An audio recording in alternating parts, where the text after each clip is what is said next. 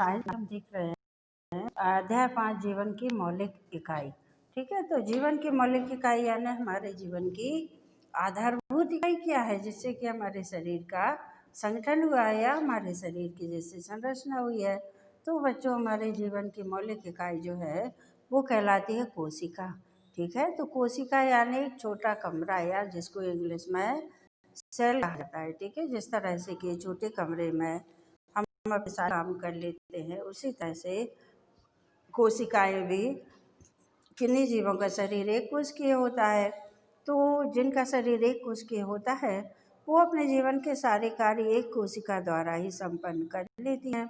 और जिन जीवों का शरीर बहुकोशिकीय होता है यानी बहुत अधिक कोशिकाएं जिन जीवों के शरीर में होती है, तो उनके लिए क्या होता है, वो अपनी कोशिकाओं में कार्यों का विभाजन उनका रहता है। ठीक है, इसे बोला जाता है श्रम विभाजन, यानी कार्यों का कोशिकाओं के बीच में बंटवारा रहता है, या सभी कोशिकाओं के अलग अलग कार्य रहते हैं। कोशिकाओं से मिलके ऊतक बनता है, ऊतक से मिलके हमारे अंग बनते हैं, अंग से अंग तंत्र बनता है, और अंग तंत्रों से हमारे शरीर की संरचना होती है।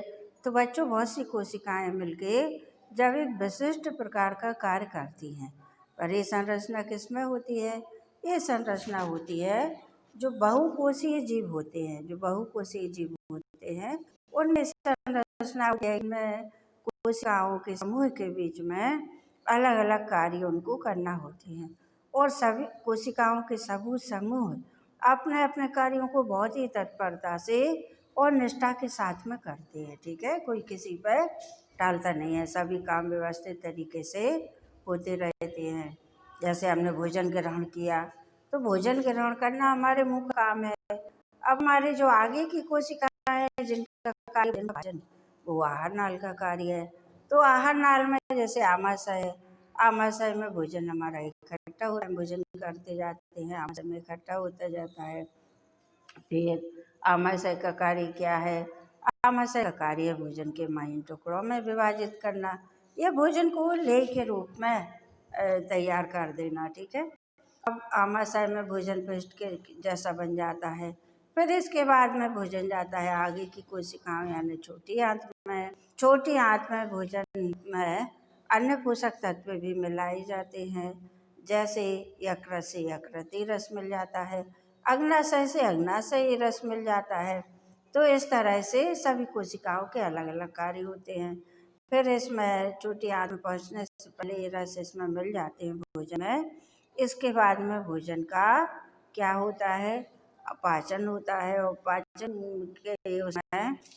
पाचन की जो क्रिया है, इसमें छोटी आंत के अंदर जो रसांकुर होते हैं, ठीक है, वो भोजन से पोषक तत्वों को अवशोषित कर लेते हैं। तो बच्चों, यानी हमारे शरीर के जो ऊतक होते हैं, ऊतक यानी कोशिकाओं का समूह, तो हमारे शरीर में ऊतकों के कार्य अलग अलग होते हैं। जीवों का शरीर केवल एक कोशिका या एक सेल से बना होता है, तो उनमें सभी कार्य अपने एक ही कोशिका के द्वारा संपन्न किए जाते हैं। ठीक है बच्चों, तो कोशिकाएं किससे बनी होती हैं? कोशिकाएं जो है, कोशिकाओं के बीच में एक केंद्रक पाया जाता है, कोशिकाओं पर कोशिका झिल्ली पाई जाती है, और केंद्रक और कोशिका झिल्ली के बीच में जीव द्रव्य पाया जाता है। जीव द्रव्य यानी जिससे कि हमारी कोशिका जीवित कहलाती है, और वह सभी आवश्यक कार्य करती है जो हमें जीवन जीने के लिए या जीवित रहने के लिए जो आवश्यक होते हैं। ठीक है बच्चों, तो हम देख रहे हैं कि कोशिका किससे बनी होती है। इतना तो समझ में आ गया होगा बच्चों कि जो एक कोशिकीय जीव होते हैं तो उनका शरीर केवल एक कोशिका से बनता है, और जो बहुकोशिकीय जीव होते हैं उनका शरीर बहुत सारी कोशिकाओं से मिलकर बनता है। तो जो एक कोशिकीय जीव है उनमें सभी कार्य एक कोशिका के द्वारा किए जाते हैं, और जो बहुकोशिकीय जीव हैं कोशिकाओं के अलग अलग समूह द्वारा किए जाते हैं। ठीक है, अगला है कोशिका कैसे बनी होती है, या कोशिका कौन कौन से गुण दिखाई देते हैं। तो कोशिका प्लाज्मा झिल्ली, कोशिका के बाहर की जो झिल्ली होती है वह प्लाज्मा झिल्ली कहलाती है, यानी कोशिका प्लाज्मा झिल्ली से बनी होती है, जो कि अर्धपारगम्य होती है। प्लाज्मा झिल्ली कैसी होती है? अर्धपारगम्य झिल्ली होती है। और कोशिका के बीच में केंद्रक होता है, केंद्रक में गुण होते हैं, ठीक है। और इन दोनों के बीच में पतला जो भरा रहता है जिसमें जल और प्रोटीन की समान मात्रा होती है, इसे कोशिका द्रव्य कहा जाता है। और इसी कोशिका द्रव्य में हमारी कोशिका के जो प्रमुख अंग है वो इसी में विस्तृत रहते हैं, इसमें व्यवस्थित तरीके से वो बटे या फैले हुए रहते हैं। तो बच्चों, कोशिका झिल्ली के बारे में हम पहले चर्चा कर रहे हैं। कोशिका झिल्ली जो होती है वह अर्धपारगम्य झिल्ली कहलाती है, जिसे प्लाज्मा झिल्ली कहा जाता है। अर्धपारगम्य बनी होती है, यानी कोशिका के अंदर इस झिल्ली से रिसके वही पदार्थ पहुंचते हैं जो कोशिका के लिए आवश्यक होते हैं।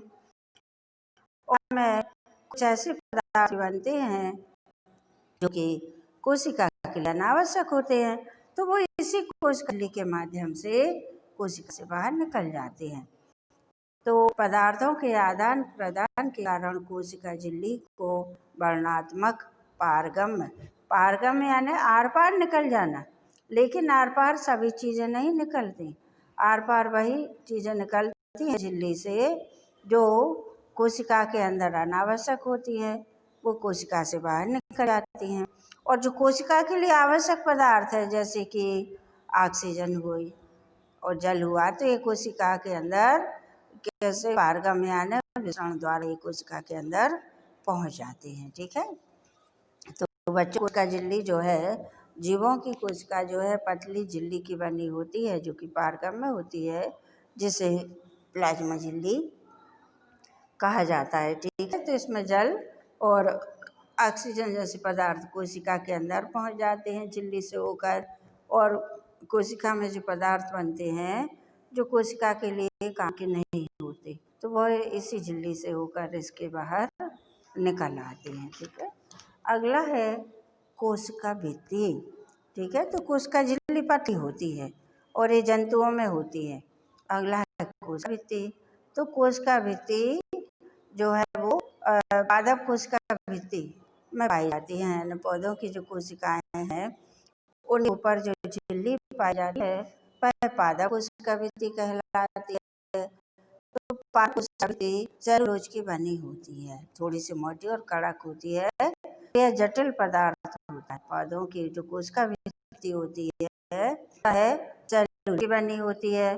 सेलुलोज बहुत ही जटिल पदार्थ होता है जो कि पौधों को संरचनात्मक दृढ़ता प्रदान करता है, या पौधों के लिए संरचना और ठोसता है, यानी पौधों को ये ठोस बनाता है कि तो इस तरह से पादप झिल्ली जो है सेलुलोज की बनी होती है, कोशिका भित्ति होती है, यानी जंतु कोशिका से यह मोटी होती है और कठोर भी होती है। तो ये इससे क्या होते हैं, पौधे दृढ़ होते हैं, ठीक है, मजबूत होते हैं और दृढ़ होते हैं।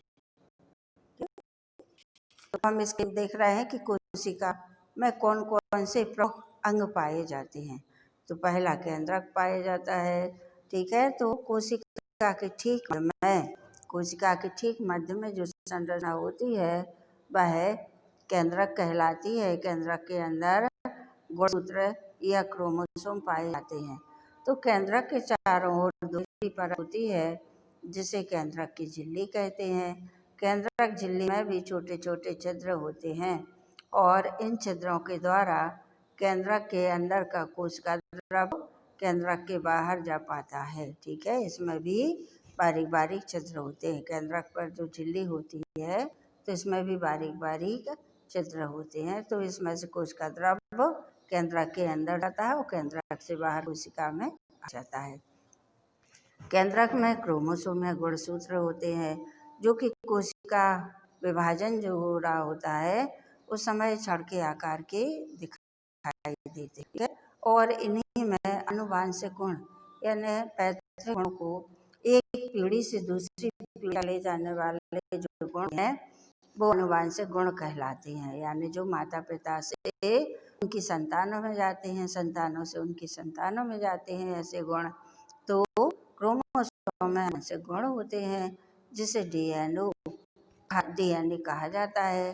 तो डीएनए यानी डीऑक्सीराइबो न्यूक्लिक जिसे कहा जाता है। ठीक है, तो ये जो क्रोमोसोम है डीएनए के और एक प्रोटीन के बने होते हैं। इनमें क्या है कि कोश निर्माण जब होता है तो सभी आवश्यक सूचनाएं इनमें पाई जाती हैं। ठीक है, और डीएनए के जो खंड होते हैं उनको जीन भी कहा जाता है। डीएनए के जो खंड होते हैं क्रियात्मक, उनको जीन भी कहा जाता है। तो इस तरह से केंद्रक में गुणसूत्र पाए जाते हैं। गुणसूत्र जो है वो इसके डीएनए के बने होते हैं। ठीक है, डीएनए के और उसके क्रोमोसोम के डीएनए और प्रोटीन के ये बने होते हैं। तो डीएनए का मुख्य कार्य क्या है? डीएनए का मुख्य कार्य है पैतृक गुणों को, जिसे आप भी बोला, तो पैतृक गुणों को एक पीढ़ी से पीढ़ी तक ले जाते हैं, वो डीएनए ही है। ठीक है बच्चों, अब इसी में आगे हम देख रहे हैं कि प्रोकैरियोटिक कोशिकाएं। तो प्रोकैरियोटिक कोशिकाएं यानी जिनके कोशिका द्रव्य या कोशिका के अंग जिनके स्पष्ट नहीं होते और जो बहुत ही सूक्ष्म और सरल संरचना वाले जो जीव होते हैं वो प्रोकैरियोटिक कहलाते हैं। और अगला इसी के अंतर्गत आएगा यूकैरियोटिक। तो यूकैरियोटिक जीव किसे कहा जाता है? जिनमें केंद्रक स्पष्ट होते हैं और जिनके कोशिका अंग भी स्पष्ट होते हैं। ये विकसित जीव जो होते हैं वो यूकैरियोटिक कहलाते हैं। ठीक है, अब आगे बच्चों हम देख रहे हैं कि कोशिका द्रव्य यानी कोशिका के अंदर जो पतला द्रव पाया जाता है। ठीक है, द्रव्य यानी पतले पदार्थ जो बहते हैं उन्हें द्रव कहा जाता है। और द्रव्य किसे कहा जाता है? जो पदार्थ द्रव और गैस तीनों रूपों में जो पाए जाए उन्हें द्रव्य कहा जाता है। ठीक है, तो कोशिका द्रव्य के अंतर्गत कोशिका के बहुत से अंग पाए जाते हैं, जैसे कि अंतःद्रव्य जालिका है, गोल्गी उपकरण है, लाइसोसोम है, माइटोकॉन्ड्रिया है, प्लास्टिड है, राजधानियाँ है, राइबोसोम है, हरित लवक है, डीएनए है, आरएनए है। ये सब कोशिका के अंग कहलाते हैं। ठीक है, तो कोशिका में सबसे पहला हम देख रहे हैं कि कोशिका के चारों ओर जो झिल्ली होती है उसमें स्थित पदार्थ बाह्य पर्यावरण से अलग रहे, यानी कोशिका के अंगों की सुरक्षा जो झिल्ली करती है वह कोशिका भित्ति कहलाती है। और कोशिका भित्ति के अंदर कोशिका के सभी अंग सुरक्षित पाए जाते हैं। तो पहला अंग हम देख रहे हैं अंतःद्रव्य जालिका, ER, अंतःद्रव्य जालिका। तो यह झिल्ली वाली नलिकाओं की एक सीट होती है। झिल्ली वाली नलिकाएं व्यवस्थित तरीके से एक दूसरे के ऊपर चिपकी रहती हैं। ये लंबी नलिका या गोल या आयताकार तरह होती है, या तो ये लंबी होती है या गोल या आयताकार की तरह यह दिखाई देती है। अंतःद्रव्य जालिका रचना भी प्लाज्मा झिल्ली के ही समान होती है। जो अंतःद्रव्य है उसकी रचना भी प्लाज्मा झिल्ली के ही समान होती है। यह दो प्रकार की होती है, खुरदुरी अंतःद्रव्य जालिका और चिकनी अंतःद्रव्य जालिका। ठीक है, तो खुरदरी क्या होती है? खुरदरी जो जालिका होती है उसके ऊपर बारीक बारीक कण रूप में राइबोसोम।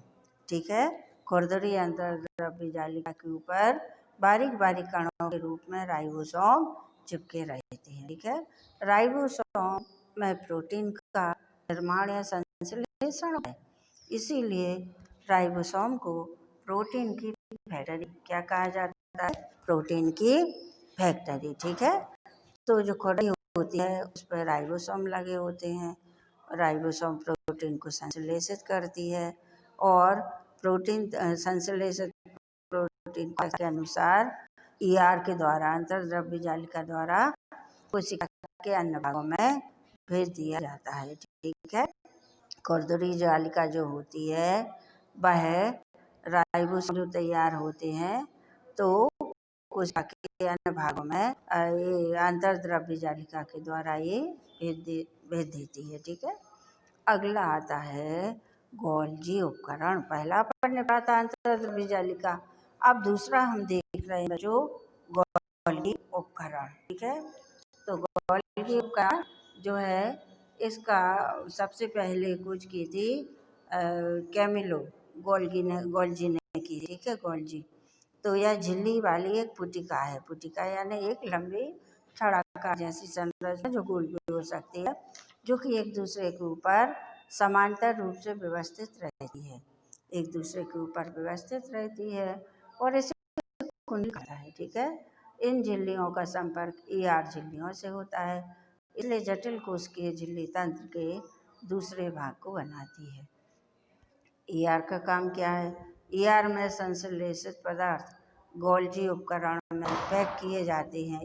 ईआर में अंतर्द्रव्य का जिन पदार्थों का निर्माण करती है वो पदार्थ गोल्जी उपकरण में पैक कर दिए जाते हैं और उन्हें कोशिका के बाहर तथा अंदर विभिन्न क्षेत्रों में भेज दिया जाता है। ठीक है, गोल्गी उपकरण में उनको बना के पैक कर दिया जाता है और आवश्यकता पड़ने पर कोशिका के अंदर या कोशिका के बाहर के क्षेत्रों में ये भेज दिए जाते हैं। ठीक है, तो इस तरह से ये जो है गोल्जी उपकरण पदार्थों के वाहन में, पदार्थों के लाने ले जाने में बहुत ही आवश्यक भूमिका निभाता है।